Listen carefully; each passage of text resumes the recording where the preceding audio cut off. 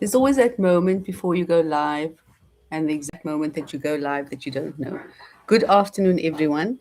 We're back again with part two of the pricing conundrum. And we once again looking at product pricing fundamentals and how you can optimize the skills that you have and the tools that are available to make sure that you're pricing at the sweet spot. So just to start off with again, you're making sales, orders are coming in, your phone is buzzing, and yet at the end of the month, there's almost nothing left in the bank. Sound familiar? Well, guys, that's not a sales problem, that's a pricing problem. Yes, and today I'm going to show you exactly how to fix it with a formula you can use right now. So, of course, we all talk about formulas. It's not a scientific formula, but it's a formula that we found that works after 6 years of selling on third party platforms in South Africa.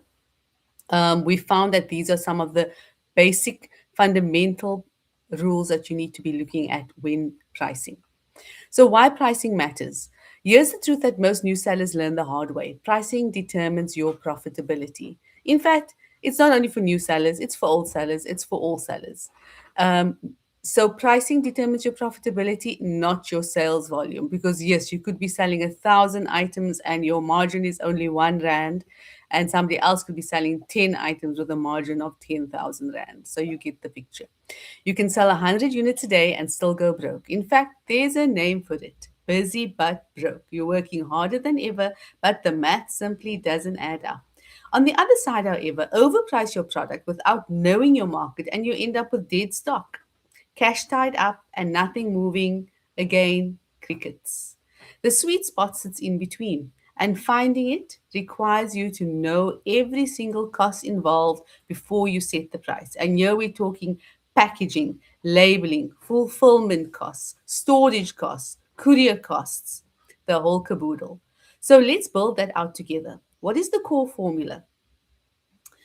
Let's go back to basics. Your selling price, excluding VAT, needs to cover four things: your cost of goods, your platform fees, your courier fees and logistics costs, and your desired profit margin. That's it. Add those four together and you have your floor price. Then, if you're VAT registered, because we excluded the VAT in the first iteration, and if you're selling on platforms like Takealot or Amazon, you still need to cross that bridge. You take what your floor price is, multiply that number by 1.15 to get your VAT inclusive selling price. If you're not VAT registered and it's not something that you need to comply with as yet, you can ignore that. But we guarantee you, following this pricing formula, you'll reach that VAT threshold pretty soon. Simple formula, but here's where most people go wrong: they skip one of the costs. So don't skip any of the four that we pointed out, because every skipped cost comes directly out of your profit. Next, let's break down the cost components. So let's break down what actually goes into that formula. Don't worry, we'll post a sheet. We'll post a template that you can actually use just to get you started off with. And as you get better at it, you can develop your own template. First, cost of goods. That's your supplier price plus any import duties if you're sourcing internationally. So if you're importing, don't forget the duties. They are very real. And if you forget, SARS will remind you. Second, platform fees. And here we're talking about not your platform sandals, we're talking about those fees, the hidden costs that the third party seller platforms rather, sneak into your transaction fees. So whether you're selling on Takealot, Amazon, or Macro, you're expected to pay between 10 and 20% of your selling price back to the platform. Check the exact rate for your category; it varies. Bob Shop doesn't charge a platform fee at the moment, but they do charge you commission fees. The Amazon platform fees are 1 Rand until March 2027. So take advantage of that. Whereafter the professional selling fee will be 400 Rand per month, the same as Takealot.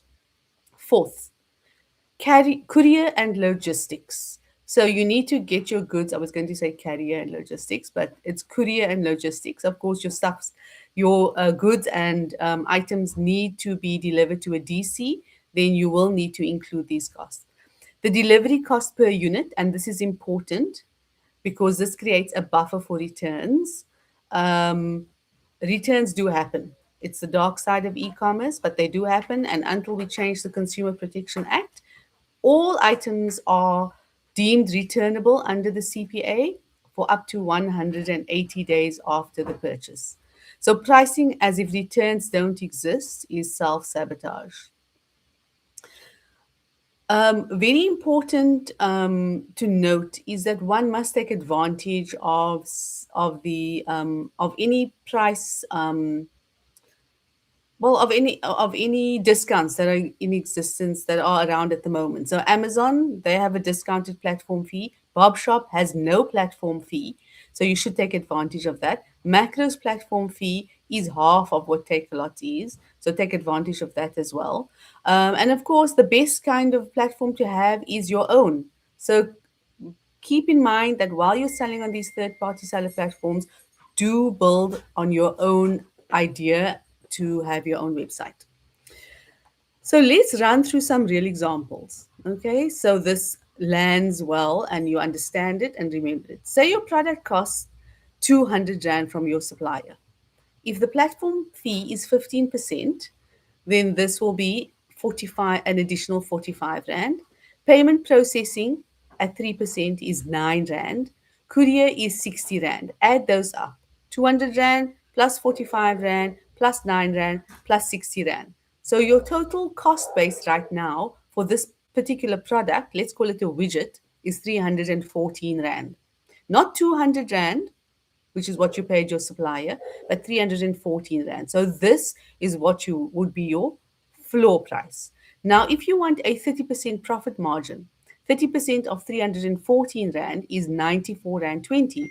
So your selling price, excluding VAT, remember the VAT component, is 314 Rand plus that 94 Rand 20 that we just added. That's 408 Rand and 20 cents. So that 200 Rand product from your supplier is now a magical 408 Rand and 20 cents. Now, if you're VAT registered and you need to pay over that VAT to SARS, you need to add that now. So if you add VAT to 408 Rand and 20 cents, you're multiplying 408 Rand and 20 cents by 1.15, it will equal 469 Rand and 43 cents. So you've added about 61 Rand, okay, to that. So that is your minimum viable selling price or your floor price, as we mentioned in the previous segment. Not 200 Rand, not 299 Rand, and not even 314 Rand because it sounds better, but 469 Rand and 43 cents. If that's not your price, you're losing money. Now, here's where it gets really interesting. We're going to talk about something called reverse pricing because sometimes the market sets the price, not you. And this is where my business partner is absolutely correct about pricing according to the market. Let's say your competitors are all selling this product, the widget, at 499 Rand, and you need to work out whether that price actually works for your business. Remember, you've set your floor price now at 469 Rand and 43 cents. Your competitors are selling at 499 Rand. So, step one, strip out the VAT. 499 Rand divided by 1.15 gives you 434 Rand and 78 cents. That's what you actually need to be working with. Step two, deduct your costs. Platform fees at 15% is 65 Rand and 22 cents. Payment fees at 3% is 13 Rand and 4 cents. Courier is 60 Rand. So total costs are 138 Rand and 26. If you subtract that from the 434 Rand and 78, you're left with 296 Rand and 52 cents. That's the maximum you can spend on your product. So you actually bought your product for 200 Rand, right? If you remember back, the widget cost 200 Rand.